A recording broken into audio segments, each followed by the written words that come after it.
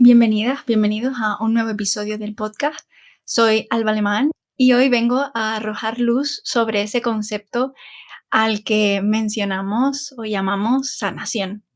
Pero antes te recuerdo que hagas uso de tu discernimiento para tomar esta información, que no te apegues a mis palabras, que son solo el faro que señala el camino, y que lo que comparto es el trocito de verdad a la que yo he llegado y tengo acceso, que no se basa en nada de lo que he leído, visto, ni consumido, ni nada, sino más bien en lo que he hecho.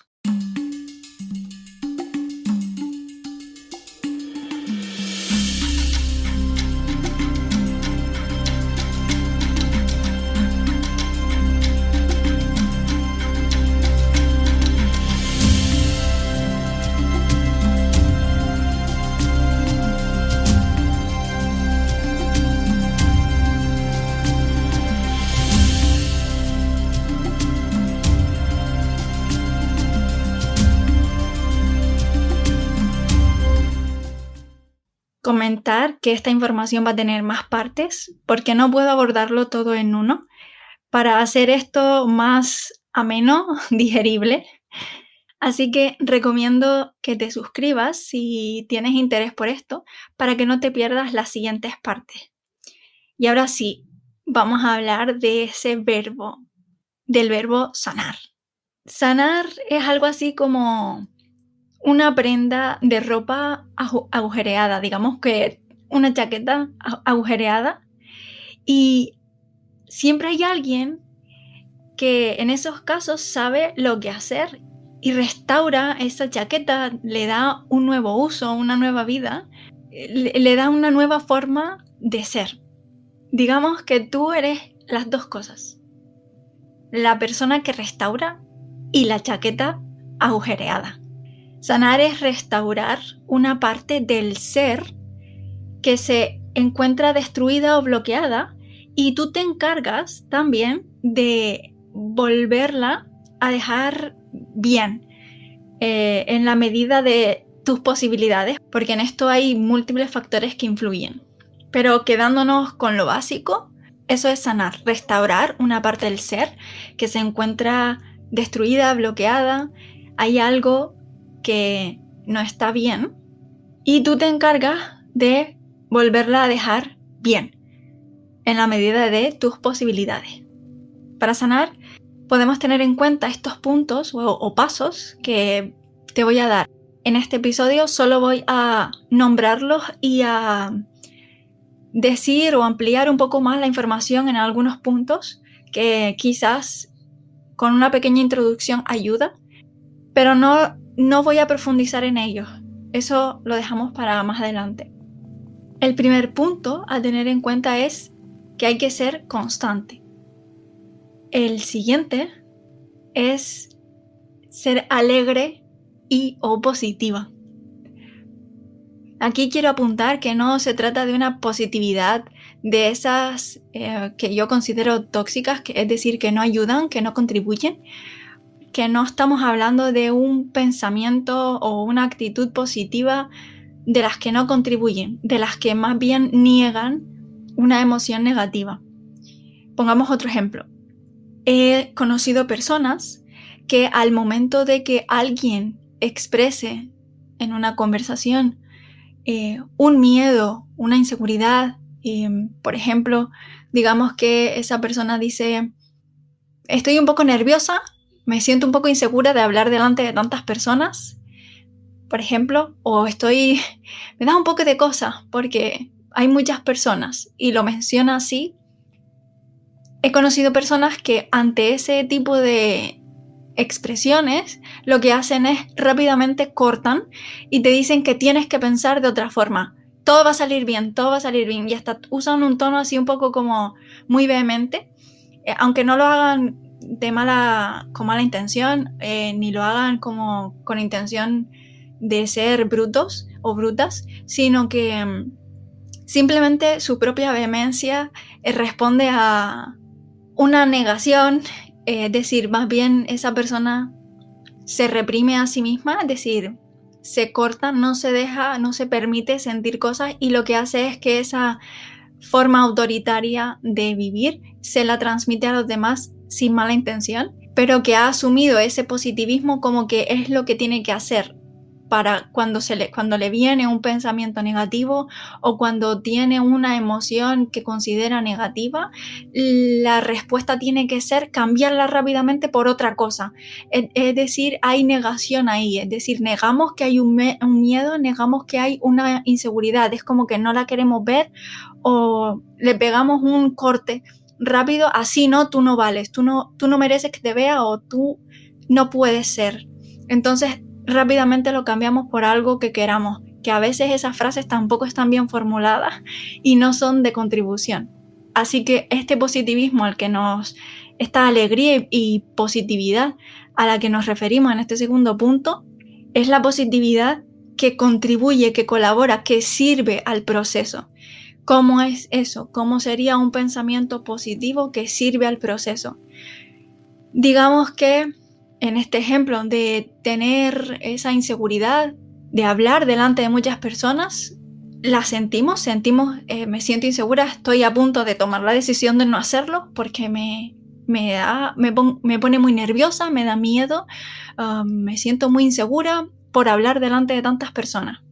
Lo que podemos hacer en estos casos, por ejemplo, sería recurrir a alguna memoria, algo que hayamos experimentado ya, algún hecho previo donde ya hayamos hecho esto antes. Pues cuando iba a clases en la universidad tuve que exponer un trabajo y la respuesta fue tan positiva que el profesor me invitó a hablar más, a participar más, o recibí comentarios positivos de mis compañeros.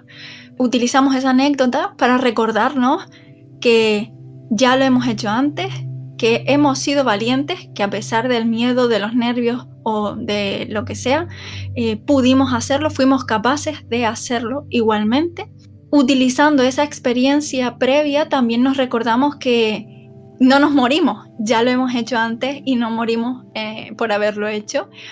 Nos recordamos también que ya no somos tan inexpertos, que tenemos algo de experiencia, aunque fuese en otro contexto. O en vez de utilizar una memoria o una anécdota, podemos recordarnos, yo soy valiente, puedo hacerlo.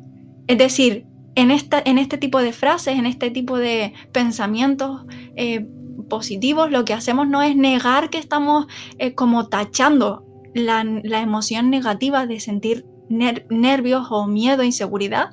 No la negamos diciendo como tú no puedes estar aquí porque todo va a salir bien y empezamos a decir cosas sin sentido pero positivas, sino que lo que hacemos es un reconocimiento implícito o explícito. Podemos decir, sí, estoy nerviosa, pero sé que puedo hacerlo, soy valiente, ya lo he hecho antes, en caso de que así sea, si en el ejemplo, si en la situación en la que te encuentras, pues cabe.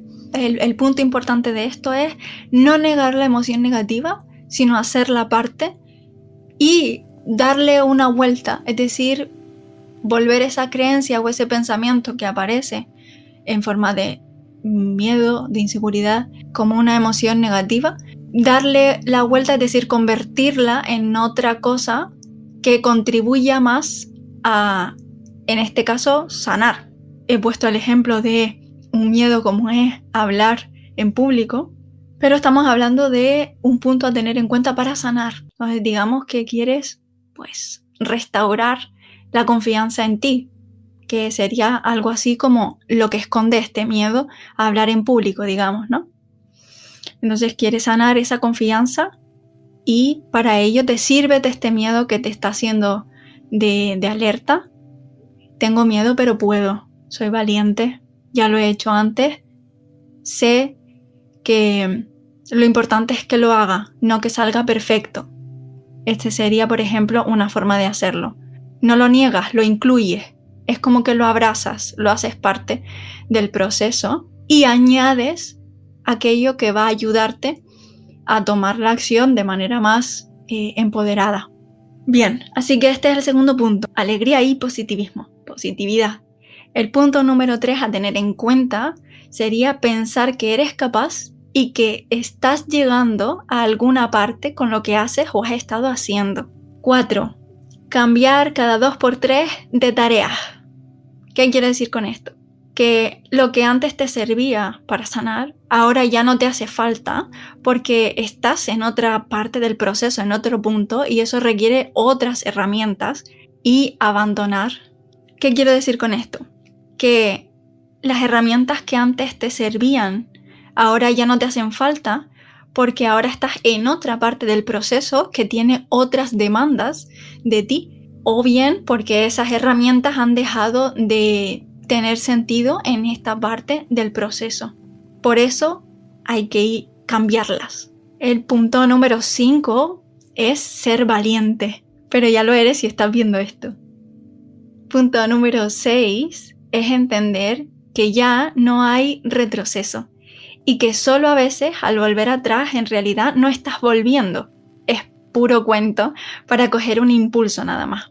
7. Mantenerte firme y determinado. 8. Pedir ayuda. Con pedir ayuda voy a aclarar que me refiero al cielo, a lo que quiera que sea que tú creas. Lo he llamado cielo porque es una idea, es un concepto que en nuestra mente pues ya se identifica con algo positivo cercano a lo divino. Así que yo uso cielo para que todos nos entendamos, pero estoy aludiendo a esas creencias de algo mayor, más alto, que tú tienes. Así que con pedir ayuda estoy haciendo alusión a pedir ayuda a eso más grande, eso superior, cuando estés estancada o estancado o sientas que no sabes cómo salir. 9. Tener fe. Solo este paso creo que daría para 1 o 2 episodios. Y 10, y último, capacidad para reconocer las señales. A veces la vida te va indicando el camino porque la realidad responde a un estímulo que eres tú. Responde a la energía que cargas y se transforma. Otro ejemplo, te dan ganas de cortarte el pelo y lo piensas muy a menudo, o te empiezan a decir que te quedaría mejor o te vendría bien hacerte un corte, un cambio de look, que te comienzan a hablar de las mismas cosas una y otra vez y a aparecerte las mismas opciones que se repiten, o se te aparecen números y horas que ves por todas partes, por ejemplo, o plumas donde por lo general no suele haber. Estos son los 10 puntos a tener en cuenta para sanar. En los siguientes episodios abordaremos esto en profundidad. Nos detendremos un poco más en estos puntos para entender mejor cómo usar estas herramientas a nuestro alcance, ponerlas en práctica y hacernos más llano el camino. Es mi deseo que te haya gustado, que te haya sido de utilidad. Si así lo deseas, puedes compartirlo. Y te dejo esto que ya es tuyo y te pertenece.